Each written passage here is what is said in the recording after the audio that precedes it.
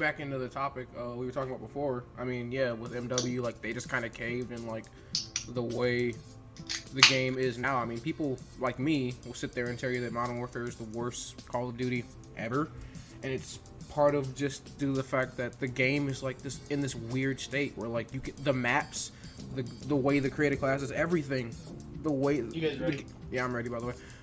The game is built from the ground up to play a certain way, but the game, the shape the game is in now, it can't play that way.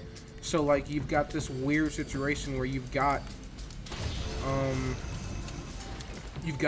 guns, and the meta is, you know, it's a quick, fast-paced meta, where it's built around iron sight ARs and submachine guns and quickscopers, when the game was meant to be for grandpa sniping and posted up on headies. I mean, you can see that in the way the maps are made. It's in a really effed state right now.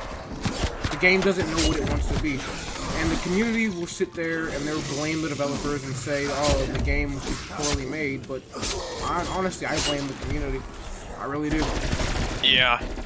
And that's pretty much how the majority of CODs are nowadays. Like, it's supposed to be more of like a slower pace, like not necessarily like slower pace, but it's more of like a steady paced arcade style, like an arcade style type of deal. But a lot of the elements are in the immersion from it is just gone with just how people play the game nowadays. Well, I don't know if Cold War was ever meant to be a slow-paced game. This game came out the gate cracked as heck. I know. But I know, like, at least for MW, like, yeah, that's kind of the way it felt. And I've talked about this at length in YouTube videos about how I feel like the community, honestly, is the biggest issue with the way the games are and not the developers themselves, because the devs don't know what they want from you guys, you know? Like, you sit here, and I'm gonna train over here, of course, just so you know. Yep. Like, you have, like, so many different subsections of the community, whether it's the sniping community, which, yeah, no, I can't stand those guys. Whether it's the competitive side of the community, you got the generic casual pub stompers, then you have, like, the YouTube and streamers, the guys like me who pub stomp, and, you know, take it a step further. Like, so, I mean, you've got all these different subsects. Everyone's trying to voice their opinion. Everyone has different ideas on how the game should be made. The developer has no idea what they want out of the game. We want out of the game as a community. You get this jumbled amalgamation. I mean, the best way to go about it... Go ahead. Let me do a favor for the developers. Don't kowtow to the snipers, and everybody else will be okay. I was gonna say... That's a good start. I mean, in my opinion, and a lot of people, I know this is gonna sound like I'm coming from a point of bias because, oh, you're a former competitive player, blah, blah, blah. But I mean, a lot of pub players share this opinion. If you build the game from scratch for the competitive players and then go worry about everybody else after, it makes a better COD game. It really does. Think about some of the best CODs ever made. Black Ops 2 was built from the ground up to be a competitive game. One of the best CODs ever made. Yes. Similarly, it didn't work to a great effect with Black Ops 4, mainly because they didn't really take into consideration what the pros wanted, but they tried to do something similar with Black Ops 4. Like, we've seen this system work, like, in the past, so it's the thing is, the competitive players only want the best for the game. They want the best game possible. So, like, when you... What do the competitive players always talk about? They're always talking about balance. You know, we want balance. We want things that make sense. We want the meta to make sense. We want maps. Some of the best maps in COD history are 3-lane maps. Maps that have, you know, flow to them. They're not just running around like chickens with their head cut off. Like, stuff like that. Like, you build a game from the ground up competitive, I truly believe the game will come out in a fantastic state. But even if you don't just build it around that and you try to take everyone's ideas into consideration, the biggest thing is just make sure you know the kind of game you want to make. Don't start with a game idea and then switch it up midway through. Like, if you have an idea, stick to it. Like, you know how weird that would have been if, and as much as I hate the game, if in Advanced Warfare, all of a sudden, mid-season, they said, alright, we're taking jetpacks out. That would, yeah, that would just ruin the flow of the game completely, but then, yeah, a lot of people would actually be happy. And I know for a fact, bro, I got a broken wrist, and my parents asked me to do hella chores. Yeah, pretty. Some things never change, Kyle, unfortunately. True, and that's the sad thing about reality. Yeah. No, but, with, yeah, that's something that I know Sledgehammer can this dog have off? I hate dogs, I really do. No, that's something that I know Sledgehammer had considered, like I know for a fact they did, because if anyone remembers, Advanced Warfare was a risk. He's talking about advanced ship. I mean, yeah, that's true. You know, remembers in Advanced Warfare, so that was the first jetpack game. No one knew how it was gonna work. They took a huge gamble, and you could tell that they were gonna. There was a whole conversation had about, okay, if this goes sour, if the community completely rejects this and doesn't work, we're shutting this down. How I know? Because first of all, they had a playlist. They had a no jetpacks playlist added into the game, and they had in custom lobbies they had the ability to turn the jetpacks off. And every single map in Advanced Warfare had the ability for you to, at least in the base maps in the game, any like the maps that came with the game, all of them you have the ability to traverse the map without jetpacks. They all have that ability. Any part of the map where you'd have to like boost up, there's normally a ladder, or you can mantle up to get to that place. Like, there's no spot on those base maps where you have to jetpack to get to them. So yeah, that's how you know Sledgehammer, when this was the conversation had at Sledgehammer with Activision, where they said, okay, if this doesn't work, you're killing it. You're shutting it down. Jetpacks are gone. And I think I've played the game without jetpacks. I've played the no jetpack lobbies. I've hosted custom lobbies with no jetpacks. And even though, yeah, you can get around the map just fine and everything, the map plays effing weird. The game plays effing weird. Like, you can tell it just wasn't meant to be played that way. Yeah, that's what that also leads to my one point as well. It's kind of the big reason why the non-jetpack playlist failed miserably is because all the maps that were in Advanced Warfare were specifically designed for jetpacks alone, and taking them out would ruin the flow of it completely. Yeah, because yeah, even though you could get around the map without jetpacks, the way the maps were designed in terms of the way you would get into gunfights and the flow, it didn't work at all. So imagine, yeah, exactly. So again, imagine if midway through the year, all of a sudden Sledgehammer just said, okay, the community hates this, we're shutting it down, jetpacks are gone. How effing... That game would have just been thrown in the trash, like, worst COD ever made, like, hands down. No way it would have worked. Not only that, I mean, you literally already snapped your copy of it, so it's not much better than trash as it. Well, yeah, but I hated the game simply because of the variants, and I was not a jetpack fan, at least not that style. But if they had done that, I mean, think about how there's a whole section of the community that loves jetpacks, and not only that, but we got games like Black Ops 3, like Infinite Warfare, people that will sit there and go, and I love Black Ops 3. Anyone that knows me knows I really, really love Black Ops 3. It's one of my favorite CODs in the series. I think it had the potential to be one of the best CODs ever, if not for the supply drop system. But yeah, we would have missed out on games like that.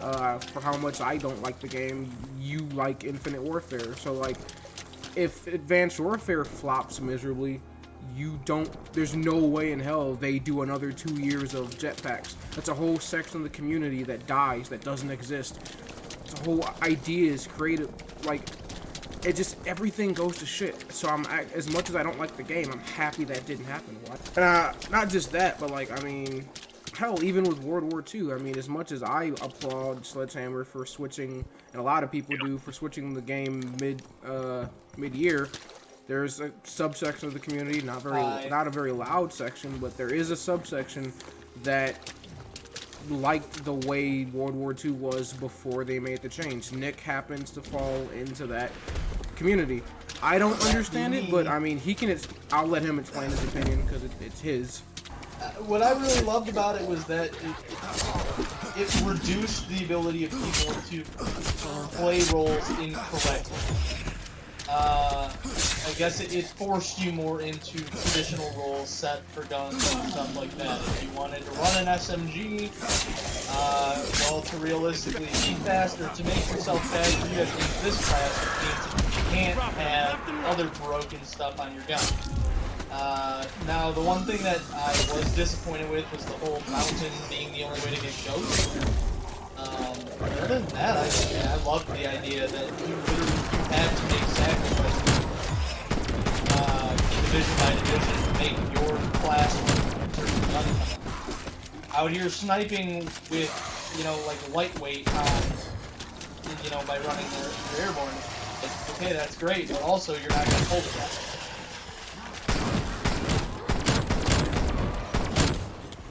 No, where give and take. No, my thing with it was that, I mean, before they switched it, sniping was the. Let's be honest. I mean, that sounds that sounds great, but like sniping was the. But between that and the way Cold War was in the alpha, and a little bit in the beta, and even kind of still now, that was the most broke I've ever seen sniping, like ever. The things that happen when to the car in that game, my god, it's ridiculous. Oh no, and I agree with you entirely. Obviously, they need the patch sniping. Not for a single second, I disagree with you. I just think that changing the way divisions work, changing the way that it affected your gun, it just took away from the integrity of the game. Like you said, they both were gaming. You basically had to follow your class, and I guess it's kind of Battlefield-esque at the time, it's the way that it works. And I guess probably that's why I like it. Yeah. Better them than me. But I think that was my thing. It forced you into a role, and you either had to play the role or find a way to play that role differently, be creative. You have to be good. I mean, using a shotgun without the expeditionary class would just be stupid. Why would you not want to have the one class that you can send you? You know, using a SMG without the airborne class is stupid. Why would you not want sprint to fire and stuff like that? Like, I get that it's narrowing your ability, but that's kind of the point. You are not going to be someone who is dead silent, can't show up on radar, sprint 100 miles an hour, oh, and I have a sniper. Like, that's not anywhere near realistic. But then, of course, again, COD, nowhere near the simulation. Where I argue though is the fact that you can't do that now. Still, though. I mean, you still can't move as fast as you would with airborne. Airborne is still the only way to have that lightweight ability. You still can only be dead silent with mounted on. Like, so that didn't change. It's just now you can do it while also running different sections, different classes of weapons. It doesn't limit your ability based on the gun you're using. Yeah. And that was my whole thing, was that I didn't like the fact that they basically told you, yeah, you can't do this with this gun. And it's like, excuse me? Like, so if I want to be, you know, completely quiet, it's like, oh yeah, no, sorry, guess you're running an AR. Or, yeah, you can run it with a sub, but then you're going to miss. Why would you do that, though? Because your sub's going to be completely nerfed. So, like, why would you do that? So, like, it was just stuff like that. And also the fact that they had also the, not bad at all. Well, I forget what they were called. Those look like they weren't perks, but they were perks, essentially. You know what I'm talking about? Yeah. Like, that was also really weird too. Wow, I'm almost dead.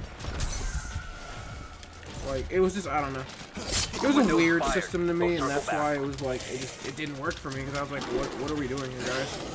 Like, I got where they were coming from, but at the same time, it was like, especially with the core stuff like sprint to fire and stuff like that, I mean, I don't know, I just thought that was weird, so, I mean, again, I mean,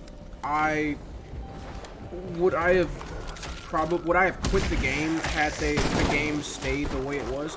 No, I probably would have still played the game to its conclusion, because I did enjoy the game when the game first came out. I didn't love it, but I wasn't like, you know what, I'm never gonna play this. It wasn't in that state for me.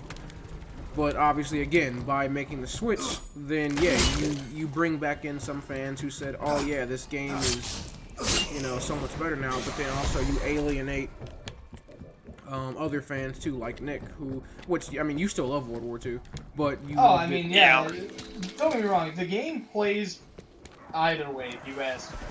I prefer it the first way, but the game still played awesome the second way.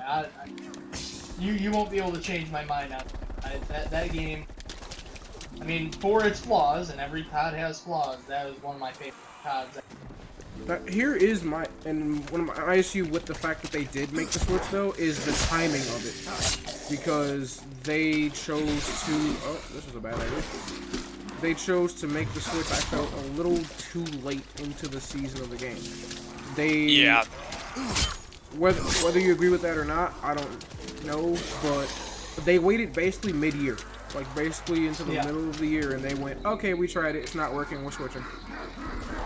The problem with that is that the whole reason you switched the game in the first place is because you wanted to bring back in that section of fans who said, yeah, this game sucks, I'm not playing it until they fix it.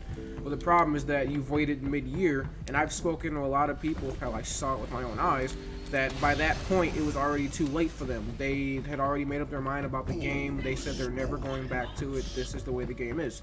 And you saw that after they changed the game, there were still people that were like, I'm not playing that dog shit. Why would I go back to that game? The game sucks. And you, no matter how much you told them, like, oh no, man, it changed. Trust me. They're like, no, this game's horrible.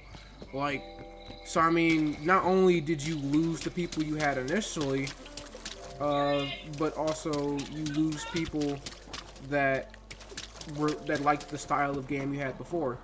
So I feel like if you were going to make that change, you were going to have to do it way earlier into the game's life cycle, personally. Also, I mean, the game had one of the worst launches in COD history. I think we can all agree upon that. The game was basically unplayable for the first 2 weeks. So, I mean, that also doesn't help. Yeah. I don't know, man. I played it first. I literally played it first. Yeah. Even it still kind of sucks that despite after having plenty of changes made, people will still maintain their opinion on the game and will still not take the time to revisit it and give it another chance. Let's talk about No Man's Sky for a second. Oh god, here we go. Yeah. Honestly, I was guilty of this with World War II and I think Advanced Warfare. Game darn near promised the world, gave us nothing, and literally since then, for free, has been updated to the game that they said that they wanted at launch. Zombie KIA. People still refuse to play it. They've actually done more now. But I have to lean the other way though. I mean, can you blame people when for the first, like, I don't know, like, year, like, the game was like... Oh yeah, first year of that game was absolutely awful. And at that point, you haven't earned people's trust. Like, when a game goes that long being a complete failure, like, you haven't earned the trust of the community, of your fans to come back and play their game. Like, you've already lost your community at that point. Yeah, I suppose that's true. I just think once you make a big adjustment, big fix, like, and especially people who get into it new, or like myself, who I saw that the update, I was like, alright, give it another go. Your balls real quick, Nick? You would think, yeah. Nick, again. Should probably up a bit. You would think word of mouth would be enough to get people back in the game, but I suppose Well, I mean, it was the same thing with You can unpause The, it whenever you're ready to. By the way, it was the same thing with Yeah, I'm ready. What was it, Battlefront 2? Mm-hmm. Where the game came out and people were like, "What is this?" And then EA and DICE, to their credit, fixed the game. To a degree, at least. I don't play the game, but from what I've been told, yeah, they fixed the game. But it was too late by that point. Yeah.